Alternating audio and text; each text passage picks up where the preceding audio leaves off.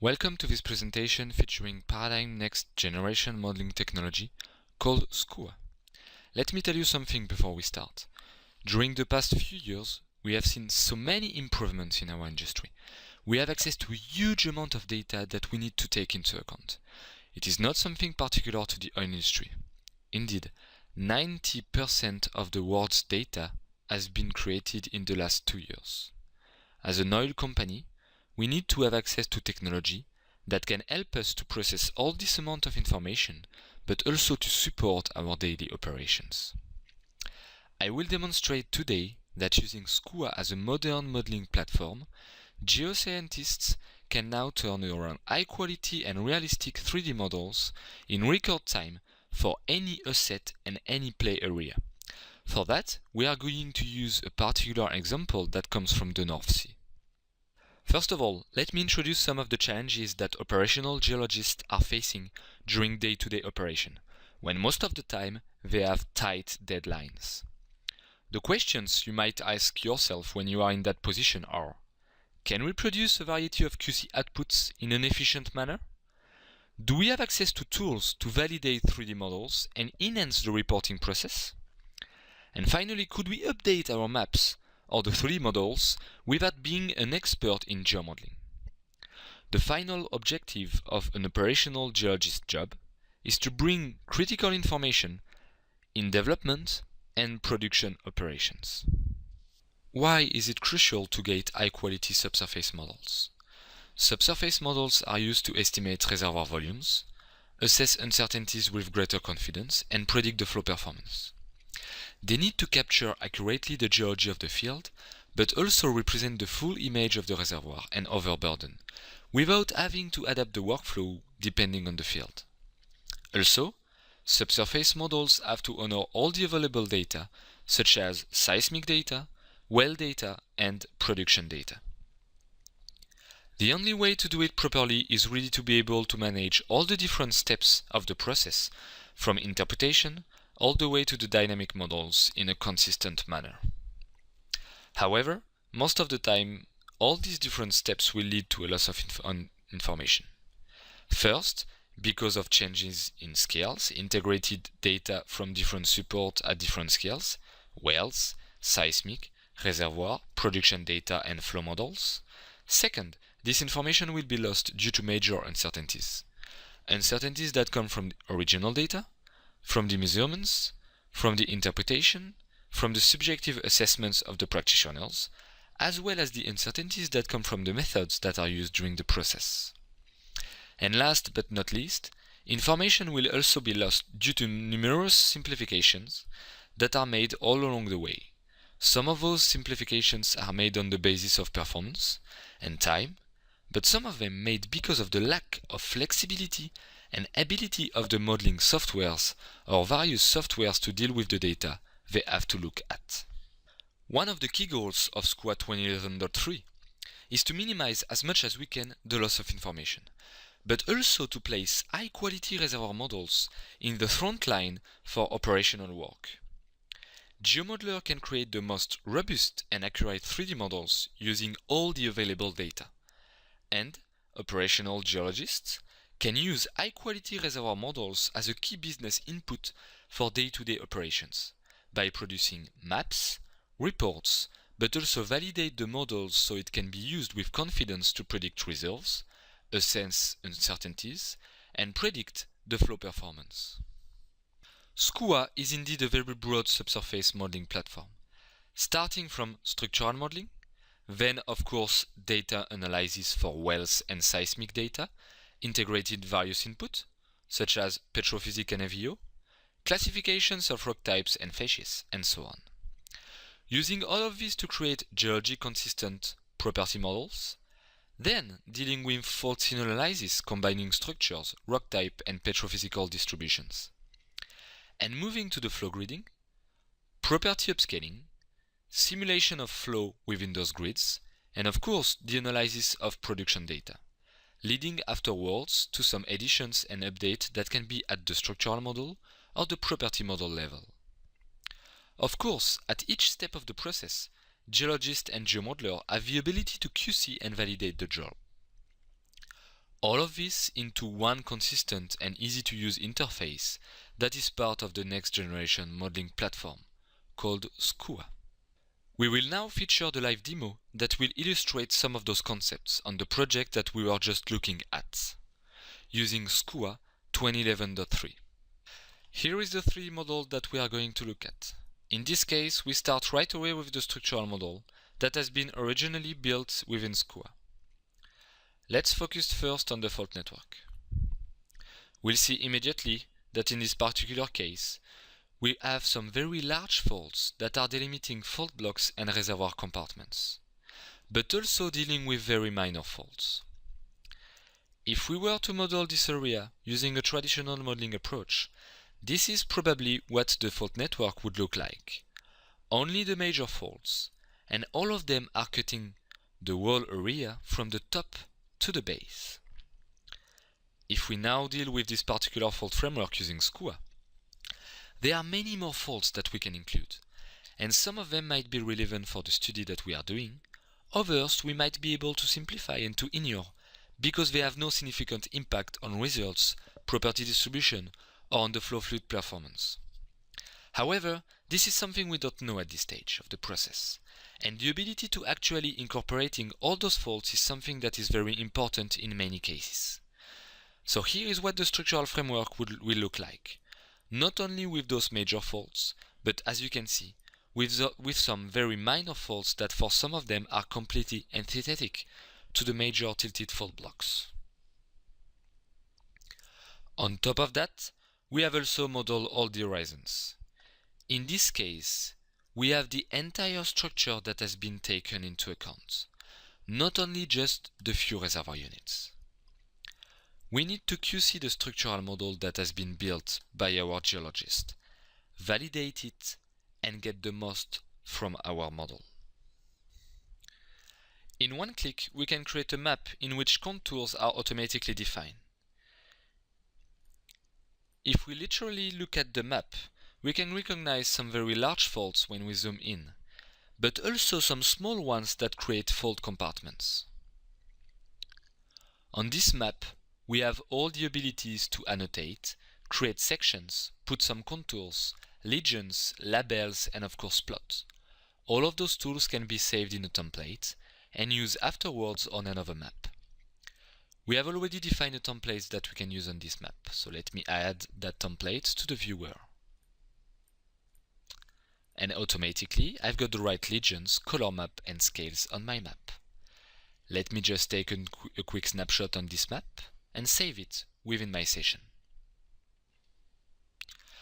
Create a map, apply a template, and take a snapshot is something quite frequent for geoscientists. That was quick, but we can do even quicker. Indeed, in SCUA, we can capture the series of commands in a macro. So if we want to create a map for other horizons, we just have to launch the macro. It automates the process and saves some time for future operations. We can now run the macro and create another map for another horizons. So let me show you the map that has been created. Automatically the template is defined, and I can go to my results page and see the snapshot that has been taken. We can also look at some structural sections. This one here being quite nice, because we can see that the complexity of the faults patterns and the intersection of the faults is fairly significant. And we have of course the ability to ignore or add more faults as we get more and more advanced in the interpretation and the analysis of this area. Template has been applied to the cross-section, so we have the exact display we want very quickly. And of course, we can save it to use it on another cross-section or on another project. Before adding the cross-sections to our report, we could annotate it. Let me write a comment. For example, here we have a branching contact on that particular fault. And my comment is inserted in the display of the cross-section. Let me just take a quick snapshot of these particular structures and save it within my session before we move on to the last section, which is this particular one along the well. What is nice in this case is the ability that we have to QC how good is the job in building the structure and honoring well markers. You see that even when we have very thin units, like this one, and complex horizontal well bores to honor, we manage to have something that is perfectly calibrated to the well data. This is again one of the key elements. Honor all data properly and not leave any information out of the final model. Once we have done these structures, we can do a lot more. We can store this information and compare it with some very well-known publication in this particular area. In this case, we have here a picture that was published in 1998 that shows how this particular area is based on real structural studies. You see that the typical structural elements that were defined at that time, such as the domino system, the accommodation zone and the horse complex, are preserved in the picture that we just took and stored in the session as well. We have the exact same three elements that are represented here: the domino system, the accommodation zone, and the horse complex. Once again, we not only honor all the data, but we can really carry this information in the structural framework and make it a very easy process. The next step of the process is to QC the property modeling. For that, the geologist started to build the geologic grid. In that grid, we have all the faults and all the complex patterns that are preserved, and we have indeed properly modeled the structure that we were looking at earlier. How is that done? There is no trick here, except that we are not using pillar gridding, as this method is too limited to model this kind of structures. Instead, we are creating those orthogonal grid blocks away from the faults, and at the fault location, the grid cells are simply cut and offset in 3D and in different pieces by the 3D fault throw. So that creates a unique grid called the geologic grid in SCUA. It not only captures the full structural information coming from the initial model, but also allows us to have a very accurate representation of the geology and the petrophysical properties. In that grid, that contains more than 75 million of cells, various properties have been created: rock types, porosity, water saturation, and permeability. And for that, SCUA offers a huge variety of methods and algorithms depending on the geology that we are dealing with and the particular data that we have available for this model. Let's start to QC the property modeling by creating a cross-section along some of the well. Here, the geologic grid is displayed with the porosity property. I have imported a template from another project we have QC'd. I can apply it to this cross-section, so we can save a big amount of time. Now, on the cross-section, we have displayed the porosity logs from the well data, the porosity blocked at the geologic grid resolution, but also the gamma ray property, facies log, and the stratigraphic column. The display of the different logs was stored within the template I applied. On that cross-section, we can now check if vertical porosity variation have been captured on the grid, but also if lateral continuity is preserved across the fault, which is the case in that model. As a QC, it is useful to compare the distribution of the porosity on the well and on the grid, so that we can detect any loss of information during the property modeling. Let me open the histogram window. I'm selecting the well, the porosity property from the logs, and we will compute the histogram within one specific region. I can take snapshot. And now let's have a look at the distribution on the geologic grid. We have the same distribution, so the porosity variation has been preserved during the property modeling process. We have been tasked to create several snapshot sections of the facies model on one of the specific unit.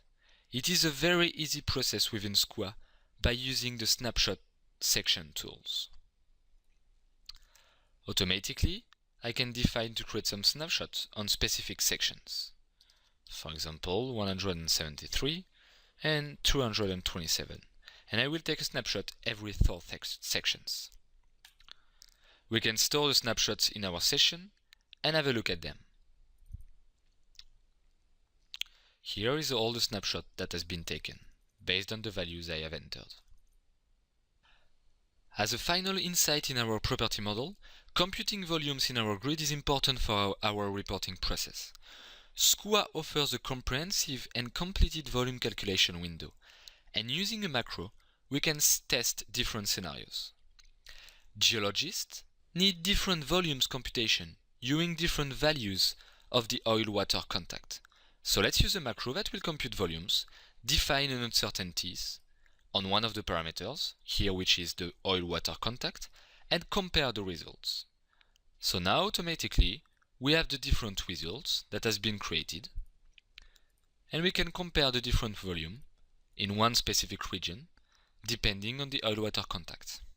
Of course, when we have the petrophysical properties in place, we can incorporate all this information in a flow simulation grid that will preserve the structure and preserve all the structural elements that have been captured earlier. This is done thanks to an approach based on stair-step along the faults. Those stair-steps are not mandatory, but they are available to you as an engineer so that we can create robust grids that have minimum distortion around the grid cells, but can also capture any type of structural architecture. Of course, we will preserve the petrophysical information through accurate upscaling that will allow us to map properly the information from the geology grid to the flow simulation grid. Now, we could of course move forward and QC the upscaling using some of the tools we have used before, such as cross-sections, maps, histograms. But what I'd like to show you how much SCUA is powerful and efficient when we need to update our subsurface model. In this project, the principal geologist asked us to update the facies model using an advanced modeling method, multi-point statistic simulation.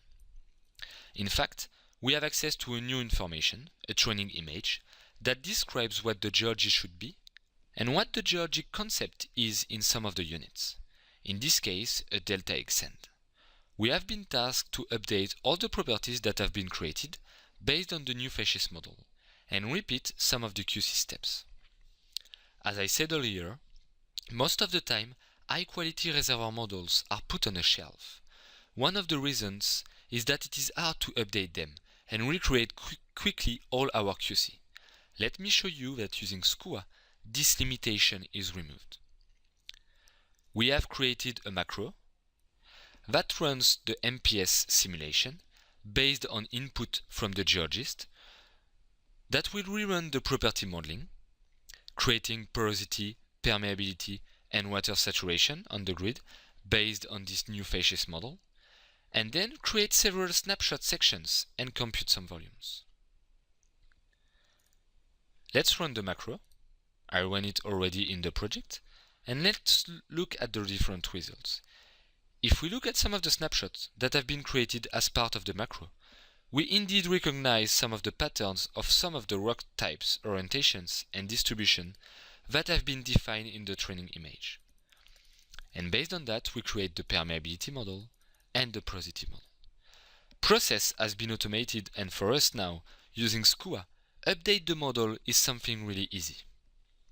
What we have looked at is a complete QC and validation workflow that takes us from the very beginning of the modeling process in terms of framework building, honoring the well data, honoring also the structural information coming from the seismic interpretation, and combining all of that all the way to the simulation.